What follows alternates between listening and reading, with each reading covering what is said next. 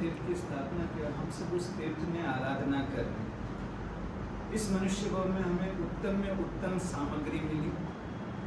साधना करने के लिए जो जो साधन चाहिए वो सभी भी परम कोटि के मिले, टॉप क्वालिटी के मिले। तिर्यंच देव और मनुष्य को, तिर्यंच देव और नारक को न मिले हो, ऐसी साधन सामग्री साधना के प्रायोग्य इस मनुष्य भाव में हमें मिल चुकी है। अब खाली हमारे ऊपर निर्भर है कि हम उस साधन सामग्री का किस प्रकार उपयोग करते हैं। कई दिनों से हम सोच रहे कि हमें जो मन वचन काया के योग मिले हैं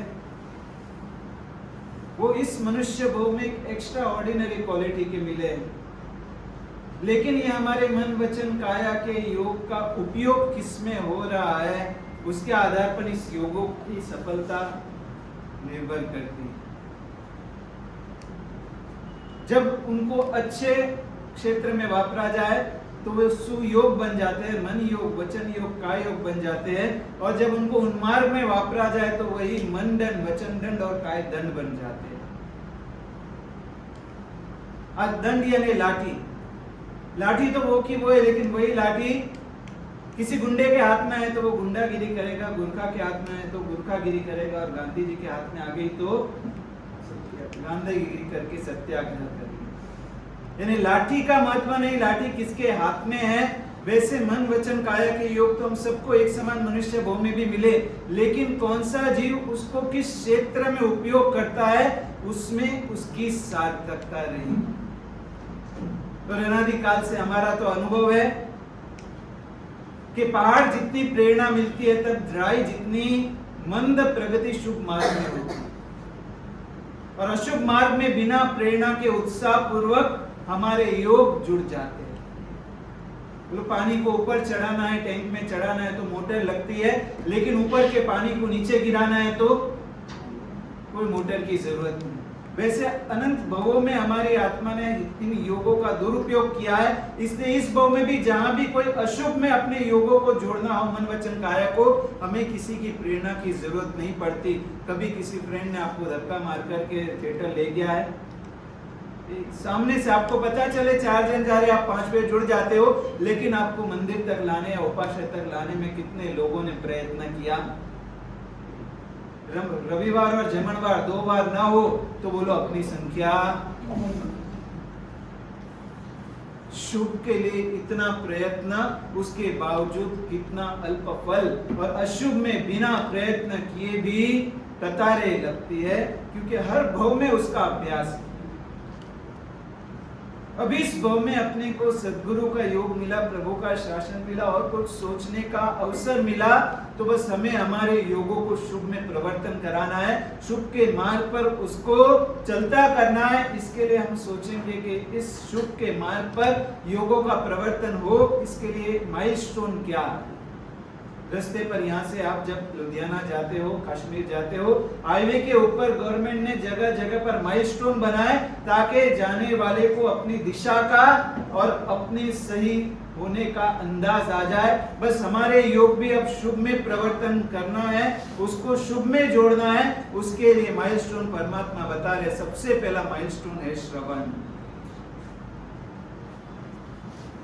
श्रेणिक महाराजा को जंगल में अनाथी मुनि दिखे और उनसे श्रेणिक महाराजा ने धर्म सुना, और नास्तिक ऐसा श्रेणिक महाराजा भी आस्तिक बन के स्वयं तीर्थंकर पद को पाने के योग्य बन गया, एकमात्र श्रवण के योग से।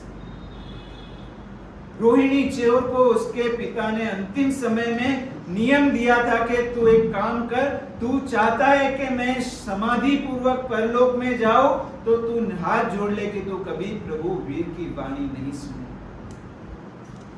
रोहिणी चोर के पिता को पता था, उसके मन में इतनी श्रद्धा थी कि मेरा लड़का किसी दिन प्रभु वीर की वाणी सुन लेगा तो वो चोरी का धंधा,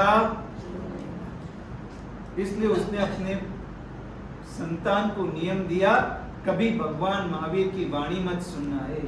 आपको भी यही डर है ना, इसीलिए अपने संतान को नहीं लाते हो ना प्रवचन। ये भाई महाराज जी की वाणी कहीं सुन लेगा और ऑफिस धंधा कम कर देगा तो एकमात्र प्रभु के वचन रोहिणी चोर ने भी मनोमन तो संकल्प कर लिया, कभी परमात्मा महावीर के वचन नहीं सुनना। लेकिन एक दिन जब अभय कुमार ने पूरी तरह रोहिणी चोर को शिकंजे में कस लिया और उसके पीछे सिपाही पड़े हैं और दौड़ते दौड़ते प्रभु के संवत्सरण के पास से परमात्मा महावीर की देशना चल रही थी और रोहिणी चोर उसके पास से पसार होते होते उसको याद आया, मेरे पिता ने कहा है कि प्रभु के वचन कभी सुनना। और मन का एक स्वभाव, आप वरघोड़े में चलते होंगे और उस वरघोड़े में कोई वॉलेंटियर खड़ा हो जाए, भाई यहाँ पर इस पैर मत रखना, तो नजर कहां जाएगी? क्यों ये रोक रहा है? कोई किसी हाथी ने किसी घोड़े ने विष्ठा की है, लेकिन जिसका निषेध हो उसका हमें विशेष आकर्षण। रोहिणी चोर को भी याद है, मेरे पिताजी ने कहा कभी परमात्मा वीर के वचन मत सुनना। कानों में उंगली डालकर सिपाहियों से बचने के लिए दौड़ रहा है। उस समय पैर में कांटा लगा और कांटा निकालने के लिए एक हाथ कान में से निकाल करके कांटा खींचा और इस छोटे से समय दरमियान उसके कर्ण पटल में परमात्मा महावीर के शब्द पड़े, देवता कभी अपनी आंखें पटपटाते नहीं, देवता के गले में रही हुई फूल की माला कभी मुरझाते नहीं और देवता कभी जमीन पर पैर छूकर नहीं चलते, उनके पैर जमीन से 4 उंगुल अद्धर रहते हैं। ये 3 बातें उसके कान में पड़ी और उसने मनोमन विचार किया, वो मैंने अपना नियम तोड़ दिया, मेरे पिताजी ने मना किया था कि कभी परमात्मा की वाणी मत सुनना, लेकिन अब जो सुनने की मनाही की है वो शब्द बारंबार याद आता। और जब पूरी जाल बिछा करके अभय कुमार ने रोहिणी को पकड़ लिया और उसे बेहोश करके रोहिणी चोर को अब उसके मुंह से गुनाह कबूल करवाना था और अभय कुमार ने पूरा सेटअप किया देवलोक का। जब रोहिणी बेहोशी से उठा और रोहिणी चोर ने देखा तो आसपास में सुगंध सुगंध सुगंध बादल का वातावरण और खुद के शरीर पर अलंकार, आसपास में देवियां खड़ी है और उस समय देवियों ने विनती की, स्वामीनाथ आपका देवलोक में जन्म हुआ है, आपने पूर्व भव में क्या पुण्य किए थे कि आपका देवलोक में जन्म हुआ, स्वामीनाथ आपका पूर्व भव आपके मुख से कहो, ये देवलोक का रिवाज है। और रोहिणी चोर 2 सेकंड के लिए तो इसको हकीकत मान बैठा, सचमुच मैं देवलोक में जन्म ले चुका हूं, मेरी मनुष्य लोक में से मृत्यु हो गई है। और जहां रोहिणी अपने मुख से अपना पूर्व भव कहने जा रहा था, पूर्व भव में एक बहुत बड़ा डाकू लुटेरा था, वहीं उसे न याद करने की बात वापस याद। कौन सी बात? भगवान महावीर के जो शब्द पढ़े थे, देवताओं की आंखें कभी पटपटाती नहीं, और उसने उसी समय उस देवियों को चेहरों को ध्यान से देखा, इनकी आंखें तो पटपटा रही है, इनके पैर तो जमीन पर अड़े हुए हैं। और ये रोहिणी चोर जब बेहोशी में था तो सेटअप करने में 6 घंटे निकल गए और उस दरमियान उनके गले की माला भी मुरझा गई। और रोहिणी ने देखा कि सचमुच में जो शब्द सुनने की मेरे पिता ने मनाही की थी, उसी शब्दों ने आज मुझे नया जीवन दिया है। रोहिणी ने उस देवियों से कह दिया, पूर्व भव में मैंने करोड़ों का दान दिया, पूरा भव मैंने तब जब किया, इतना धर्म किया।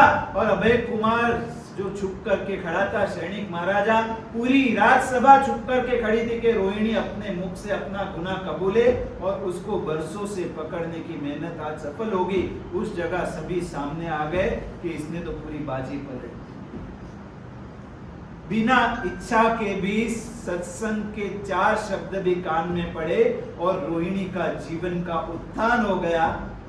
हम इच्छा से प्रभु की वाणी सुनेंगे तो हमारे जीवन में कौन सा मंगल नहीं आएगा।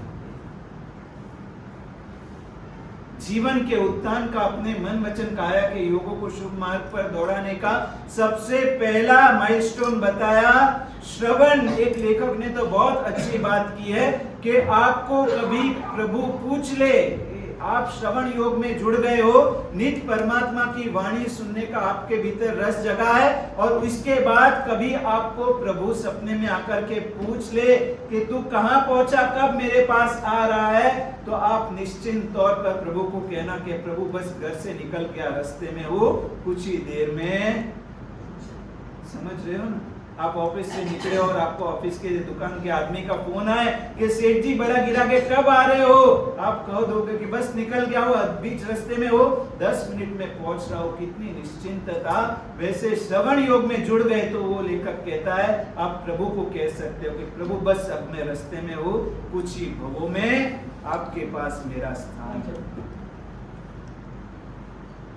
सदगति की मार्ग में सबसे पहला माइलस्टोन है श्रवण। और जहां पर आप हाईवे पर कार ड्राइव करते हो और बीच में आपको फूड कोर्ट का बोर्ड दिख गया, आप अपनी कार को सीधा हाईवे से बाहर ले जाकर के फूड कोर्ट में ले जाते हो, एंजॉय करते हो।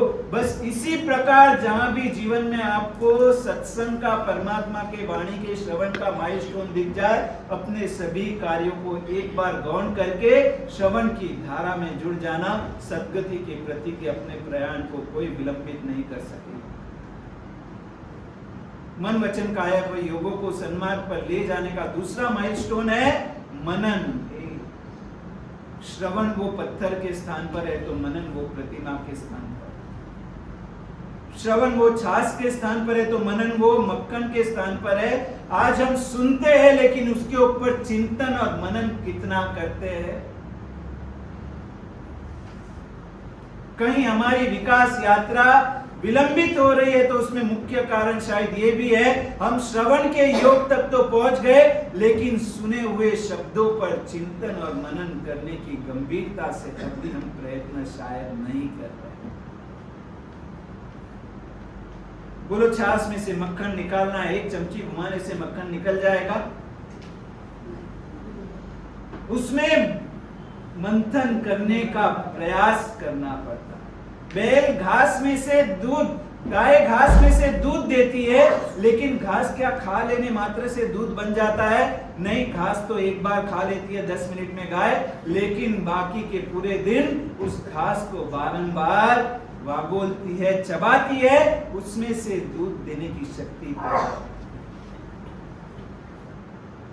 वैसे हम श्रवण का योग तो पा गए लेकिन श्रवण के बाद सुनी हुई चीजों का चिंतन और मनन, माइलस्टोन नंबर 2।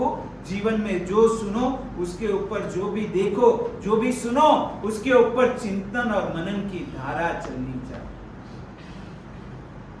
बेंगलोर में चातुर्मास और उपाश्रय के पीछे ही बहुत बड़ा बैंक्वेट हॉल था जिसमें रोज दिन में भी 2-2 अलग-अलग फंक्शन होते थे। सुबह किसी का बर्थडे, शाम को किसी की वेडिंग, सुबह किसी की शादी, शाम को किसी की सगाई।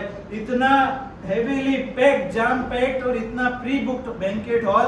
और उस बैंक्वेट हॉल में शाम के समय जब हमारा प्रतिक्रमण हो जाए, रात के समय बारी में से पीछे देखे किचन स्पष्ट दिखता था तो तपेले के तपेले भरकर के रबड़ी, बासुंदी और तपेले भरकर के पनीर टिक्का सब जाता था गटर में। 11-12 बजे प्रसंग पूरे हो जाते थे, बाद में कितना डस्टबिन में जाता है, कितना गटर में जाता है, ये दृश्य देखा। उसके पश्चात इंक्वायरी करने का मन हुआ। जो देखो, जो सुनो उसके ऊपर चिंतन और मनन करो। और इंक्वायरी करने पर बेंगलोर गवर्नर, उसके status report from the Bangalore governor office, उसमें से निकला कि बेंगलोर में 585 ऐसे हाईली जाम पार्टी स्थान है जहां पर दिन में 2-2 और 3-3 फंक्शंस होते हैं। और उस 585 पार्टी स्पॉट्स पर एवरी ईयर मसालेदार मजेदार खाने आइटम, इतनी सारी चॉइसेस, और पूरे ईयर में उस 585 पार्टी स्पॉट्स पर 342 टन खाने की आइटम्स गटर में जाती। आप बोलोगे कि इतना महाराज जी क्या शक्य है? और उसकी कॉस्टिंग निकाली कि एक रसगुल्ला आज कितने में बिकता है बाजार में? 15-20 रुपए। और वहां पर कोई रसगुल्ले की आप बॉक्स हो या फिर कोई रबड़ी का एक प्लेट लेने जाओ, कितने पैसे आप बाजार में चुकाते हो? उस हिसाब से उस सब्जी, उस मिठाई, उस सब आइटम्स की यदि करंट मार्केट वैल्यू गिनी जाए तो करीबन एक साल में खाली 585 पार्टी स्पॉट्स में बेंगलोर में 900 करोड़ का खाना गटर में जा रहा है। एक सब्जी आप पनीर टिक्का होटल में जाओ 300 रुपए, 250 रुपए, 400 रुपए, यहाँ पूरे के पूरे तपेले गटर में जा रहे हैं। गवर्नर की ऑफिस से उसका एस्टिमेटेड वैल्यू निकाला है 900 करोड़। हम सोचते नहीं, हम चिंतन मनन नहीं करते। हमारे परमात्मा ने जो नीति नियम बताए उस नीति नियमों में कितनी प्रैक्टिकल सब रहस्य रखे हुए हैं, कितना आज के समय में भी उस नीति नियमों की जरूरत है। एक जैन का सच्चा श्रावक, सच्चा समझदार इंसान वो खाना खाने बैठता है, उसका नियम है कि मुझे खाना खाने के पश्चात थाली धोकर पीना है। बस इस एक नियम के कारण वो खाना उतना ही लेता है कि उसको पीछे से तकलीफ ना हो, उसे झूठा छोड़ना ना पड़े, अंत में उसका नियम अखंड रहे, मुझे थाली धोकर पीना है। तो वो खाना सही मात्रा में लेता है और सही मात्रा में खाना लेने के कारण वो झूठा नहीं छोड़ता, एक्स्ट्रा लेता नहीं है, तो एक्स्ट्रा बचा हुआ खाना किसी दूसरे के पेट में जाता है। हम चिंतन मनन से अपनी नीति नियमों को, हमारे धर्म को नहीं जोड़ते। जब एक छोटा सा नियम का पालन होता है तब कितनों का पेट भर जाता है। अहमदाबाद में पुलिस कॉलोनी में आचार्य भगवंत का चातुर प्रवचन था और उसमें उन्होंने कहा आपके यहाँ 500 स्टाफ है, 500 पुलिस की फैमिली रह रही है, आप खाली इतना नियम करो कि आपके घर का बड़ा हुआ खाना किसी के पेट के खड्डे को भरने में वापरना, खाली उसका भी वेस्टेज अटका दो ना, तो आपका बड़ा हुआ खाना यदि किसी भूखे के पेट में जाएगा तो वो 15 या 17 साल का भूखा लड़का कोई टपोरी या डॉनगिरी में नहीं जुड़ेगा। देश में से गुनहगारी कम होगी, गुनहगारी कम होगी, गुनहगार कम पैदा होंगे, गुनहगार कम पैदा होंगे, पुलिस की कम जरूरत पड़ेगी, पुलिस कम होंगे तो जितने पुलिस है काम पर उनको अच्छी से अच्छी तनख्वाह और फैसिलिटी मिलेगी। बोलो एक आपका बचा हुआ खाना किसी के पेट में जाए तो कितना उसका सोशियो इकोनॉमिकल और एनवायरमेंटल इंपैक्ट पड़ सकता है। चिंतन और मनन चाहिए। ये हमारी धर्म की क्रिया खाली धर्म तक सीमित नहीं थी। आज हम धर्म को खाली दोष देना ही सीखे, लेकिन उसके पीछे का प्रैक्टिकल व्यू चिंतन मनन हम नहीं करते। अरे भाई आप हंसोगे कि गुरु महाराज ये क्या है, अरे यहाँ तक उस प्रवचन में कह दिया कि यदि देश में गुनहगारी नहीं है, पुलिस कम लगेंगे तो पुलिसों को, गवर्नमेंट को पगार कम देनी पड़ेगी और पगार कम देगी गवर्नमेंट तो गवर्नमेंट टैक्सेशन सिस्टम में आपको राहत देगी। यानी एक थाली धोकर पीने वाला व्यक्ति पूरे आम जनता के ऊपर लागू किए जाने वाला टैक्स में भी कहीं ना कहीं एग्जेम्पशन दिलाने में उसका एक हिस्सा हो सकता है। आज हम इस तरह से धर्म को सोचते नहीं, धर्म को देखते नहीं। जिस समय अमेरिका में विवेकानंद गए थे धर्म का प्रचार करने के लिए और स्वामी का विवेकानंद को सभी गोरों के साथ बैठे हुए उस मीटिंग में स्वामी विवेकानंद के आगे चाय लाई गई, सभी के पास में कप आए। स्वामी विवेकानंद इंडियन थे इसके लिए उनको टी एंड सॉसर, चाय और रकाबी, गुजराती में क्या कहते हैं प्लेट को, रकाबी, उस चाय और प्लेट में कप और प्लेट में चाय दी गई और उस समय सभी ने तो अपना कप मुंह पर लगाया और स्वामी विवेकानंद ने भारतीय होने के नाते कप में से प्लेट में थोड़ी चाय ली और खूब दे करके पीने लगे। और उनकी ये घटना देख करके इंग्लिश लोगों को लगा शी वेरी डर्टी पर्सन, कितनी गंदी आदत है इनके जीवन में, ये इंडियंस के जीवन में। सीधा कप से चाय पीना होता उस जगह सॉसर में डाला और कैसे फूंक लगा लगा कर पी रहा है। और तब विवेकानंद ने देखा इन सबके चेहरे तो देखो। विवेकानंद ने कहा कि you don't do things with mind, आप लोग कोई भी क्रिया सोचकर नहीं करते हो। हमारे भारत में ज्ञान पूर्वक की क्रिया का महत्व है। और उस समय अंग्रेज ने पूछा भाई तुम्हारे ये चाय पीने के तरीके में हमको तो इनडिसिप्लिन दिख रहा है, आप कह रहे हो इसमें ज्ञान है। विवेकानंद ने कहा 100% ज्ञान है। भारत की संस्कृति की एक भी प्रथा वो कभी भी बिना सोच की नहीं है, उसके पीछे भी एक विज्ञान है। यदि मैं सॉसर में लेकर के चाय पी रहा हूं तो मेरे प्लेट में आई हुई चाय ये झूठी है। इस दौरान यदि कोई दूसरा मेहमान या फ्रेंड आ जाए तो मैं उसको बिना झूठी की हुई चाय ऑफर कर सकता हूं। आपने कप मुंह से लगा दिया, बोलो आप अब दूसरे को चाय दे सकोगे? यानी हमारे इंडियन कल्चर में हमने बांट कर खाना सीखा है। जो भी चीज करो ऐसे करो कि किसी को तुम्हें देना पड़े तो वो चीज तुम्हारी शुद्ध रह सके। अंग्रेजों के चेहरे उतर गए। सचमुच में इनके कल्चर में यदि ये कल्चर थाली धोने की खाली एक थियरी, मैं कहूँ कि अमेरिकन सेनेट में जाकर के, वहां के लोकसभा में जाकर के यदि उनके सभी एमएलएस के सर में उतार दी जाए तो उनकी गवर्नमेंट लॉ पास कर देगी कि अमेरिका में हर एक व्यक्ति को थाली धोकर पीना चाहिए, कारण कि उसके इतने इम्पैक्ट्स पड़ रहे हैं। लेकिन हमको जन्म से ये सब बातें मिली है तो उसको में हमको फॉलो करने का क्योंकि हम चिंतन मनन करते ही नहीं, सुनते हैं। दादी ने कहा, महाराज साहब ने कहा, देखा है जो पुराने लोगों को, वो थाली धोकर पीते हैं, लेकिन उसके पीछे इतने लाभ है, इतने फायदे हैं। कोई भी चीज करो सोच करके करो, खाली देखा देखी में मत पड़ो। जो वेस्टर्न कल्चर दिखा, आज तो थम्स अप पीते हैं, कोल्ड ड्रिंक्स पीने जैसी चीज नहीं है, होटल में नहीं खाने जैसा है, फिर भी आप खाते हो, लेकिन खाते हो तो भी थोड़ा सा कोल्ड ड्रिंक, थोड़ी सी सब्जी पीछे बाकी रखते हो। क्यों? It's a symbol of decency. पूरा चाट लो और धोकर के थाली धोकर होटल में पियो तो आपके आजू बाजू आपके क्या कहेंगे? ये सब गांव का आदमी लगता है, देसी आदमी लगता है। 1942 का मॉडल है, इस भुक्कड़ है। ऐसे कोई खाना खाता है, भाई थोड़ा झूठा रखो, थोड़ा बाकी रखो, तो पता चले कि आप डिसेंट हो। ये डिसेंसी के सिंबल्स है कि फुलिशनेस के सिंबल्स है, पागलपन के सिंबल्स है।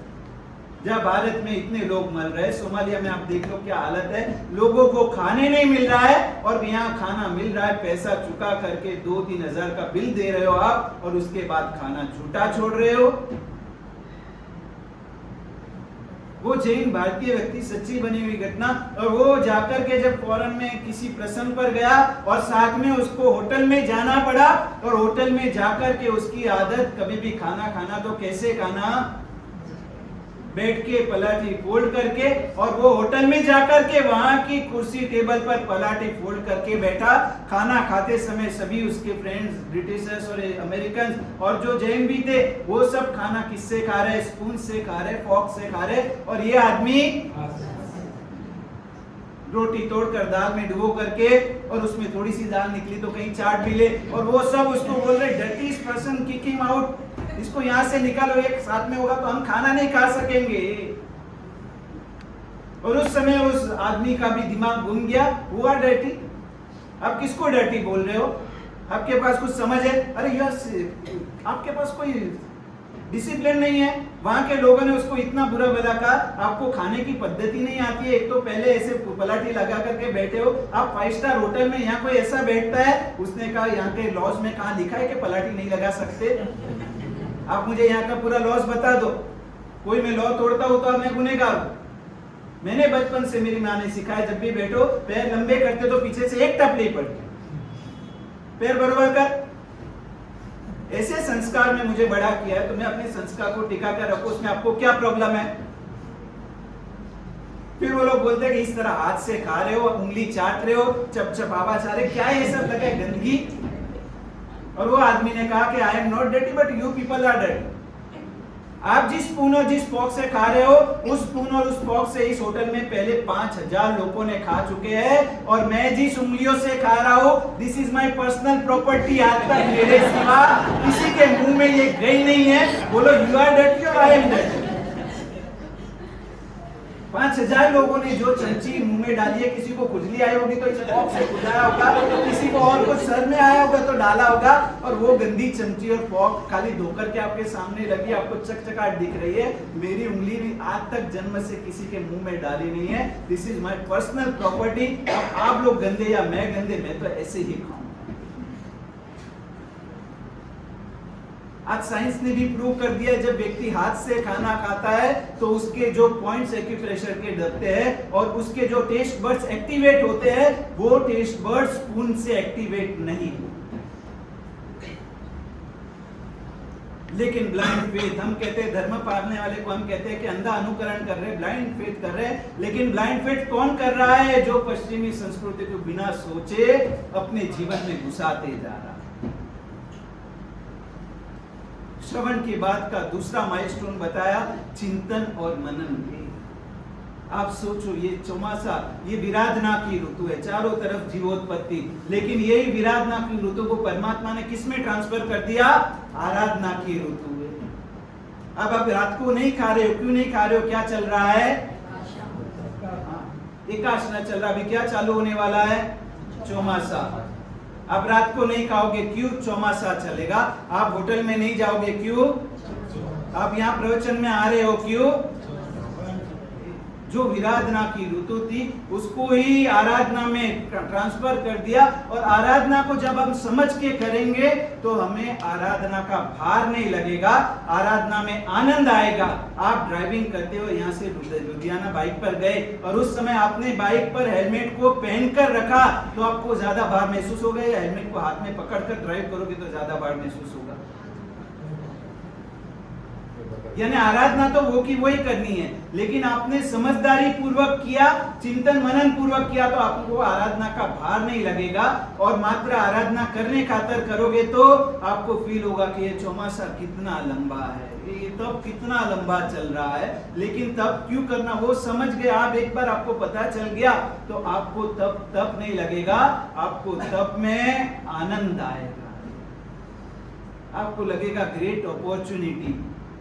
बोलो, इससे पहले भी आपने किसी ने भी 28 अट्टम सिद्धि तप वगैरह तो कितनों ने किए हैं? तो 28 अट्टम सिद्धि तप किए हैं तो उस समय 8वें उपवास के दिन भी आप यहाँ प्रतिक्रमण करने आए, 9वें दिन भी आप वरघोड़े में गए, उस समय बिना सपोर्ट के भी आप इतना चल सकते थे। वो सब ताकत किसकी थी? शरीर की या आत्मा की? समझ रहे हो? एक दिन खाना लेट मिल जाए, ठंडा मिल जाए, आगे पीछे हो जाए, आपने सुबह दोपहर, सुबह नाश्ता किया, दोपहर को खाना खाया, लंच किया और शाम को डिनर आपको स्किप करना पड़े, कैसे अपन इरिटेट हो जाते हैं। उस समय विचार करो, आज आप एकाशना कर रहे हो, अट्ठाई कर रहे हो, अट्ठम कर रहे हो, तो वो खाने की ताकत है या भीतर के आत्मा के संकल्प की? अंदर से जो संकल्प किया है उसकी ताकत है कि you can work more effectively and efficiently than in the way you are eating. आप खाना खाने के साथ जितना काम कर सकते हो उससे अच्छा काम आप लिमिटेड अपने आहार को करके भी कर सकते हो। आपके पास पहले समझ होनी चाहिए कि इससे मुझे फायदा हो रहा है। बहुतों को मन में यही भाव आता है, भाई तब क्यों करना, तब से तो शरीर को पीड़ा पड़ती है, आत्मा को शुद्ध करना है तो शरीर को पीड़ा देने से क्या मतलब? बोलो, मावा बनाना है तो दूध को जलाना पड़ता है। मावा बनाने के लिए क्या करना पड़ता है? दूध को जलाना पड़ता है। आप कहोगे दूध को जलाना पड़ता है, जानकार व्यक्ति कहेगा नहीं, दूध तो हमका वही रहता है। दूध को जलाओगे तो बचेगा क्या? मावा बनाना है, आपको पानी को जलाना पड़ता है। दूध तो वही रहता है, वो तो गाढ़ा हो जाता है, अपने ओरिजिनल फॉर्म में बाहर आता है। पानी को जलाने के लिए आप दूध को गैस पर रखते हो, दूध को जलाने के लिए नहीं। तो ऐसा प्रश्न होना चाहिए, तो भाई खाली पानी को जलाओ ना, दूध को खाली फोकट क्यों कष्ट दे रहे हो? भाई दूध पानी के साथ मिला है, इसके लिए उसको भी जलना पड़ेगा। आज अपनी आत्मा अपनी शरीर से जुड़ी है, आत्मा को शुद्ध करना है तो शरीर को भी तपाना पड़ेगा, क्योंकि आज दोनों एक मेक है। शरीर के माध्यम से आत्मा के कर्मों को तोड़ना है, आत्मा को हल्का बनाना है, पवित्र बनाना है, शुद्ध बनाना है। इसलिए इस चातुर्मास में इतने आयोजन, इतनी आराधनाएं, तब जब स्वाध्याय, किस लिए? शुद्धि आत्मा की। लेकिन वाया कहां से जाना पड़ेगा? शरीर से। माध्यम वो है, मीडियम वो है।